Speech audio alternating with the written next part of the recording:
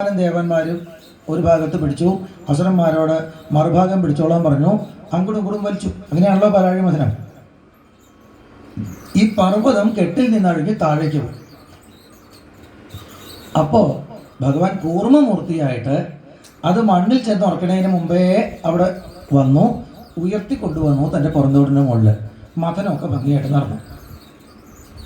കൂർമ്മമൂർത്തിയെ ആരെങ്കിലും കണ്ടിട്ടുണ്ടോ? ഭാഗവതത്തിൽ ഒരുപാട് അവതാരങ്ങളുണ്ട്. ഏത് അവതാരം പറയുമ്പോഴും രൂപം ഒന്ന് വർണ്ണിക്കും. കൂർമ്മമൂർത്തിയുടെ രൂപം വർണ്ണിച്ചിട്ടില്ല. കാരണം ആരും കണ്ണുകൊണ്ട് കണ്ടിട്ടില്ല. വെള്ളത്തിൻ്റെ അടിയിലാണ്. പർവ്വതം തന്നെ കുറച്ച് വെള്ളത്തിലേക്ക് മുങ്ങിയിട്ടായിരിക്കണത്. അതിൻ്റെയും അടിയിലാണ് കൂർമ്മമൂർത്തി. പക്ഷേ കണ്ണുകൊണ്ട് കണ്ടില്ലെങ്കിലും അങ്ങനൊന്നും അവിടെ ഉണ്ട് എന്ന് മനസ്സിലാക്കാൻ വിഷമമില്ല. അചലമായ വസ്തു ചലിക്കുന്നുണ്ടെങ്കിൽ അതിനാധാരമായിട്ട് എന്തോ ഒന്ന് അവിടെ ഉണ്ട്. ഇതുപോലെ ജഡമായിട്ടുള്ള ഈ ശരീരം, ജഡമായിട്ടുള്ള ഈ കാണുന്ന പ്രകൃതി, അതൊക്കെ ചലിക്കുന്നുണ്ടെങ്കിൽ അതിൻ്റെ പിന്നിൽ എന്തോ ഒന്ന് ഉണ്ട് എന്ന് മനസ്സിലാക്കാൻ വിഷമമില്ല. ഈശ്വരൻ ഉണ്ട് എന്നുള്ളതിന് എന്താ തെളിവ് ചോദിച്ചാൽ, ഞാനുണ്ട്, നീയുണ്ട്, അതിനെ തെളിവ്. നമ്മൾ തമ്മിൽ വർത്തമാനം പറയുന്നുണ്ട്, നമ്മൾ ശ്വാസോച്ഛ്വാസം ചെയ്യുന്നുണ്ട്. ഇതന്നെയാണ് തെളിവ് ഈശ്വരൻ ഉണ്ട് എന്നുള്ളതിന്. ഈശ്വരൻ ഉള്ളത് കൊണ്ടാണ് ഇതൊക്കെ ചലിക്കുന്നത്. ഇനി ആ ഈശ്വരൻ എന്താണ് എന്ന് അന്വേഷിക്കേ വേണ്ടു. പക്ഷേ അങ്ങനെയൊക്കെ നമുക്ക് ചിന്തിച്ചെടുക്കണം എന്നുണ്ടെങ്കിൽ എളുപ്പമാണോ? എളുപ്പമല്ല. കാരണം നമ്മളൊക്കെ കരുതുന്നത് കാണുക നമ്മുടെ സംസാരം കൊണ്ടത്രേ വിശ്വം ഈ വണ്ണം നിൽപ്പൂവെന്നും ചിലർ. നമ്മുടെ പരിശ്രമം കൊണ്ടാണ് ഈ ലോകമൊക്കെ ഇങ്ങനെ നടന്നുകൊണ്ടിരിക്കുന്നത് എന്നാണ് നമ്മൾ കരുതിക്കൊണ്ടിരിക്കുന്നത്. ഇതും മമ, ഇതൊന്നും എൻ്റെ കഴിവല്ല എന്ന് ആദ്യം ബോധിച്ചിട്ട് വേണം പിന്നെ ആരുടെ കഴിവാണ് എന്ന് അന്വേഷിക്കാനും ഈശ്വരനെ കണ്ടെത്താനും. ഇതും മമ എന്ന് തോന്നാൻ വരാഹമൂർത്തിയെ സേവിക്കണമെന്നാണ് ഭൂമിദേവി അതിനടുത്ത സ്തുതിയിൽ പറയണത്. പക്ഷെ അങ്ങനൊന്നും ചിന്തിക്കാൻ തോന്നണ്ടേ? ഇതും മമാന്ന് ആർക്കാ ചിന്തിക്കാൻ പറ്റുക? മന്ത്രം വേണമെങ്കിൽ ചെല്ലാൻ പറ്റും അല്ലേ? 5 അക്ഷരമേ ഉള്ളൂ, ഒരു ബുദ്ധിമുട്ടുമില്ല. ഇതും നമ ശിവായ എന്ന് പറയുന്ന പോലെ തന്നെയാണ്. 5 അക്ഷരമാണ്, വളരെ എളുപ്പത്തിൽ പറ്റും. പക്ഷെ അതിൻ്റെ ഭാവത്തിലേക്ക് എത്താൻ, അങ്ങനെ ചിന്തിക്കാൻ, ഉറപ്പിക്കാൻ ആർക്കാ പറ്റുക? പെട്ടെന്നൊരു ദിവസം ഉണ്ടാവില്ല. അതാണ് കിംപുരുഷ പുരുഷത്തിൽ എഴുതുകൊണ്ട് ഹനുമാൻ സ്വാമി ശ്രീരാമചന്ദ്ര സ്വാമിയെ പൂജിച്ചുകൊണ്ട് പറയണത്. നിങ്ങളൊക്കെ വടമാല ചാർത്തുന്നുണ്ട്, വെണ്ണ ചാർത്തുന്നുണ്ട്, എൻ്റെ മുമ്പിൽ വന്നിട്ട് അവലൊക്കെ നേടിക്കുന്നുണ്ട്. ആലോചിച്ച് നോക്കൂ, ഞാൻ വേറൊരു മരഞ്ചാടിയല്ലേ? നരന്മാരായിട്ടുള്ള നിങ്ങൾ വാനരനായിട്ടുള്ള എന്നെ പൂജിക്കുക. ആലോചിച്ച് നോക്കുക, നമ്മളെപ്പോഴും നമ്മളെക്കാൾ മേലെയുള്ള ഒരാളെയല്ലേ പൂജിക്കേണ്ടത്? ഹയർ ആയിട്ടുള്ള ഒരാളെയല്ലേ പൂജിക്കേണ്ടത്? നരന്മാരായിട്ടുള്ള നമ്മൾ വാനരനായിട്ടുള്ള ഒരാളെ പൂജിക്കുക. വെറും മരഞ്ചാടിയാണെങ്കിലും ഞങ്ങളൊക്കെ ഇങ്ങനെ നിങ്ങൾക്കും പൂജ്യന്മാരായിട്ടുള്ള നിലയിലേക്ക് എത്തിയത് എങ്ങനെയാണെന്നറിയോ? അത് ഞങ്ങളുടെ കഴിവല്ല. ഞങ്ങളിങ്ങനെ പല നാട്ടിൽ പല ഗുഹകളിലും മരങ്ങളിലും ഒക്കെ ജീവിച്ചു കൊണ്ടിരുന്ന കാലത്ത് കിഷ്കിൻ്റെന്ന് ഒരലർച്ച കിട്ടി. സുഗ്രീവൻ്റെ ഒരു വിളി. സകല വാനരന്മാരും അവിടേക്ക് ഓടിച്ചു വന്നു. എന്തിനെ വിളിച്ചത് ചോദിച്ചു.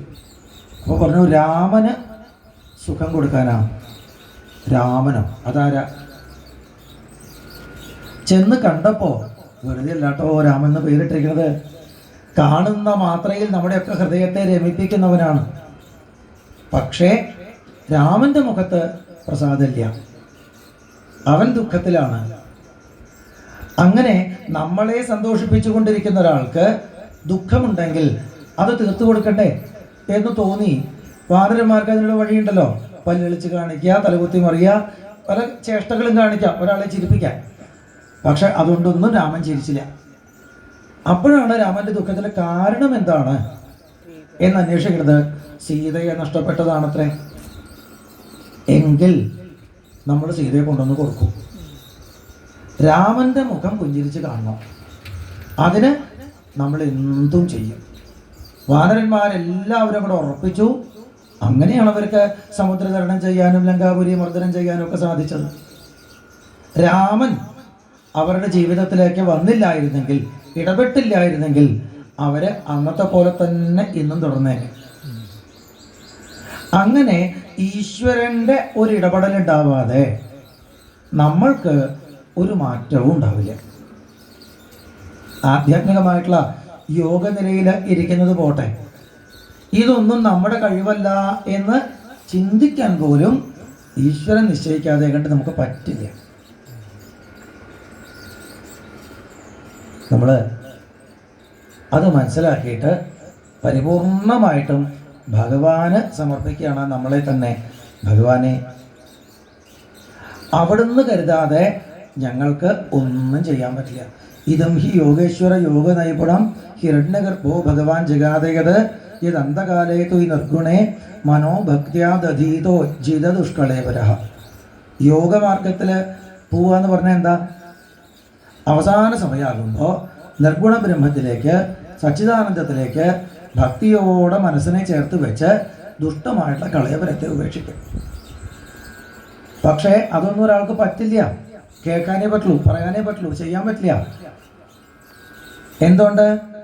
യഥൈഹിക ആമുഷ്മിക കാമലംബട സുതേഷു ദാരേഷു ധനേഷു ചിന്തയൻ ശങ്കേത വിദ്വാൻകു കളേവരാത്തയാൽ യസ് തസ്യ യത്ന ശ്രമ ഏവ കേവല. എത്ര വിദ്വാനാണെങ്കിലും, എത്ര അറിവുള്ളവനാണ്, പണ്ഡിതനാണ്, മറ്റുള്ളവരോട് പ്രസംഗിക്കുന്നവനാണെങ്കിലും എല്ലാം മായയാണ് കേട്ടോ, എല്ലാം നിരർത്ഥകാണ് കേട്ടോ എന്നൊക്കെ പ്രസംഗിക്കാം. പക്ഷേ ചുപ്പള്ളത്തിന് ചൂട് പോരാച്ചാൽ അത് പറയുകയും ചെയ്യും. അത്രയേ ഉള്ളൂ. പുറമേ പ്രസംഗിക്കുമ്പോഴൊക്കെ വലിയ വേദാന്തമൊക്കെ പറയും. പക്ഷേ ചെറിയൊരു വിഷയം പോലും അവൻ്റെ മനസ്സിനെ ബാധിക്കുകയും ചെയ്യും. അതാണ് ഇവിടെ ആൾക്കാരുടെ അവസ്ഥ. ഐഹിക അമുഷ്മിക കാമലംബട. ഇഹലോകത്തും പരലോകത്തും ഉള്ള വിഷയങ്ങളിലേക്ക് കാമങ്ങളെ വെച്ച് ലംബടന്മാരായിട്ടാണ് നടക്കുന്നത്. പിന്നെ പ്രസംഗിച്ചിട്ട് എന്താ കാര്യം? ഭഗവാനെ, ഞങ്ങളുടെ ഉള്ളു ശുദ്ധമാവണമെങ്കിൽ ഈ ശരീരത്തോടും അതിനോട് ബന്ധപ്പെട്ടിരിക്കുന്ന വസ്തുക്കളോടുമുള്ള അഹം മമ എന്ന ബന്ധനങ്ങളെ ഇല്ലാതാക്കണമെങ്കിൽ അവിടത്തേക്ക് മാത്രമേ സാധിക്കുള്ളൂ. തന്ത പ്രഭോ ത്വം കുകളേവരാർപ്പിതാം ത്വന്മായയാഹം മമതാമധോക്ഷജ ഭിന്ദ്യാമ യേന ആശു വയം സുദുർഭിതാം വിദേഹി യോഗം ത്വയിന സ്വഭാവമിതി. ഞങ്ങളുടെ ഈ തെറ്റിദ്ധാരണകളെ പരിപൂർണമായിട്ടും ഇല്ലാതാക്കി അവിടുത്തെ തൃപ്പാദത്തിലേക്ക് കുറച്ചൊരു ശ്രദ്ധയുണ്ടാക്കി തരാൻ അവിടത്തേക്ക് മാത്രമേ സാധിക്കുള്ളൂ എന്ന് പറഞ്ഞ് നമ്മളെ തന്നെ ഭഗവാന്റെ മുമ്പിൽ സമർപ്പിക്കും. ഇതാണ് 9ാമത് ഭാരതഖണ്ഡത്തിലെ സംസ്കാരമായിട്ട് ഭഗവതൻ നമുക്ക് പറഞ്ഞു തരണേ. ആത്മാർപ്പണം, ശ്രവണം, കീർത്തനം, വിഷ്ണുസ്മരണം, പാദസേവനം, അർച്ചനം, വന്ദനം, ദാസ്യം, സഖ്യം, ആത്മസമർപ്പണം. 9 വർഷങ്ങളിൽ 9 തരത്തിലുള്ള ഭക്തി സാധനങ്ങൾ പറയും. അങ്ങനെയൊക്കെ നമ്മൾക്ക് പരിപൂർണമായിട്ടും ഭഗവത് സേവയിലേക്ക് ഹൃദയം ഉറച്ചു കിട്ടണമെങ്കിൽ അതിന് ഒരുപാട് പടികൾ കടന്നിട്ട് വേണം. കർമ്മം, വായു, ജലം, അഗ്നി, സോമൻ, സൂര്യൻ, അതിനപ്പുറത്ത് ബ്രഹ്മം. ബ്രഹ്മത്തിലേക്ക് മനസ്സ് ഓർക്കണമെന്നുണ്ടെങ്കിൽ ഇങ്ങനെ ഒരുപാട് വഴികളിലൂടെ സഞ്ചരിച്ച് എനിക്ക് എന്തൊക്കെയോ പറ്റും എന്നുള്ള അഹങ്കാരം പോയി എന്നെ കൊണ്ടൊന്നും പറ്റില്ല എന്ന് ബോധിച്ച് നമസ്കരിക്കാറായാലേ ആധ്യാത്മമാർഗം ആരംഭിക്കാൻ പറ്റുള്ളൂ. അങ്ങനെ നമുക്ക് എന്തൊക്കെയോ കഴിവുകളുണ്ട് എന്ന അഹങ്കാരത്തിനെ തച്ച് തച്ച് തച്ച് തച്ച് പാകാക്കാൻ അതിനു വേണ്ടിയിട്ടാണ് നമ്മുടെ ചുറ്റും ഈ വിശ്വരൂപനായിട്ട് ഈശ്വരൻ നിൽക്കുന്നത്. ഈ വിശ്വത്തിൽ നിന്ന് നമ്മൾ നല്ലതായിട്ട് എന്തെങ്കിലുമൊക്കെ ചെയ്യുമ്പോൾ അതിൻ്റെ അഭിനന്ദനം കിട്ടും, സംശയമൊന്നുമില്ല. നല്ലത് എന്തെങ്കിലും ചെയ്താൽ അഭിനന്ദനം ഉണ്ടാവും. നമുക്ക് അപ്പോൾ അഹങ്കാരമുണ്ടാവും. ആ അഹങ്കാരത്തിനെ തച്ചില്ലാണ്ടാക്കണം. എന്നിട്ട് വീണ്ടും നമ്മളെ കൊണ്ട് നല്ലത് ചെയ്യിക്കണം. അപ്പോൾ വീണ്ടും കുറച്ച് അഭിനന്ദനം കിട്ടും. അപ്പോൾ അതിൻ്റെ ഒരു ആഹ്ലാദം ഉണ്ടാവും. ആഹ്ലാദത്തിൻ്റെ ഒപ്പം അഹങ്കാരം വരും. അതിന് വീണ്ടും തച്ചില്ലാണ്ടാക്കണം. അങ്ങനെ അങ്ങനെ എത്ര അനുഭവങ്ങൾ തരണം. അതിനാണ് നമ്മുടെ തലയ്ക്ക് മുകളിലെ ശിംശുമാര സ്വരൂപം ഗ്രഹങ്ങളും നക്ഷത്രങ്ങളും സപ്തഋഷികളും ഒക്കെ ചേർന്ന ജ്യോതിർഗോളങ്ങളുടെ ഒരു വലിയ സംഘം. ഭഗവാന്റെ ശിംശുമാര സ്വരൂപം എന്നാ പറയാം. നമുക്കത് മുഴുവനും എന്താണെന്നുള്ളതൊന്നും അറിയില്ല, അറിയാത്തത് ഒരുപാടുണ്ട്. അറിഞ്ഞു പറഞ്ഞു തന്നിട്ടുള്ളത് നവഗ്രഹങ്ങളെ കുറിച്ചാണ്, കുറച്ച് നക്ഷത്രങ്ങളെ കുറിച്ച്. 27 നക്ഷത്രത്തിനെ കുറിച്ച് പറഞ്ഞിട്ടുണ്ട്. 27 ഒന്നല്ല ആകാശത്തുള്ളൂ, 27 ഒന്നല്ല ആകാശത്തുള്ളൂ. എന്നാലും പൊതുവെ നമുക്ക് 27 നക്ഷത്രങ്ങളെ കുറിച്ച് പറഞ്ഞു തന്നുണ്ട്, 9 ഗ്രഹങ്ങളെ കുറിച്ചും പറഞ്ഞു തന്നുണ്ട്. ജ്യോതിഷം അതിൻ്റെ ഒരു ബേസിക് ആയിട്ടുള്ള കാര്യങ്ങൾ എന്തെങ്കിലും ധാരണ ഉണ്ടെങ്കിൽ മനസ്സിലാക്കാം. ഒരാൾ ജനിക്കുമ്പോൾ ഏത് നക്ഷത്രത്തിലാണെന്ന് നോക്കും.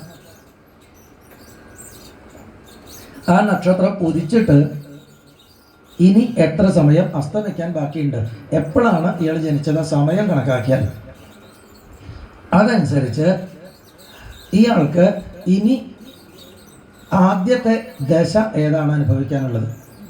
ഇപ്പോൾ പുണർദം നാളിലാണ്, പുണർദം വിശാഖം പൂർണ്ണം ഇട്ടാൽ ഇത് ഏതെങ്കിലും നാളിലാണെങ്കിൽ വ്യാഴദശയിലാണ് അയാളുടെ ജന്മം. ഇനി ഇത്ര കൊല്ലം, ഇത്ര മാസം, ഇത്ര ദിവസം എന്നൊക്കെ കണക്ക് കൂട്ടി പറഞ്ഞത്. അത്രയും കാലം വ്യാഴദശയാണ്. അത് കഴിഞ്ഞാൽ ശനിദശയാണ്. 19 കൊല്ലത്തെ ശനി കഴിഞ്ഞാൽ പിന്നെ ഒരു 17 കൊല്ലം ബോധ്യദശ വരും, നല്ല കാലമാണ്. അത് കഴിഞ്ഞാൽ 7 കൊല്ലം കേതുദശ വരും. അത് കഴിഞ്ഞാൽ 20 കൊല്ലം ശുക്രദശ വരും.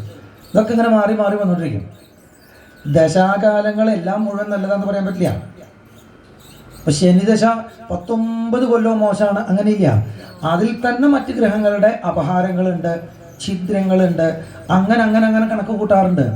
അങ്ങനെ നോക്കിയാൽ ഒരു ദിവസം രാവിലെ ഉദിച്ചിട്ട് അസ്തമിക്കുന്നതിൻ്റെ ഉള്ളിൽ തന്നെ ഈ ഗ്രഹങ്ങളുടെ ഒക്കെ സ്വാധീനം നമ്മുടെ ജീവിതത്തിൽ മാറി മാറി മാറി വന്ന് പോയിക്കൊണ്ടിരിക്കുന്നുണ്ട്. രാവിലെ ഉണരുമ്പോൾ നല്ല മൂഡിലാണ്, 1 മണിക്കൂർ കഴിഞ്ഞപ്പോഴേക്കും ആകെ സങ്കടം അല്ലേ. എന്തെങ്കിലും ഒരു വാർത്ത കേട്ടാൽ മതി, എന്തെങ്കിലും ഒരു ചെറിയ പുറമെ എന്നുള്ളൊരു ഇടപെടലുണ്ടായാൽ നമ്മുടെ ആ സന്തോഷം അങ്ങോട്ട് പോകാൻ അത് മതി.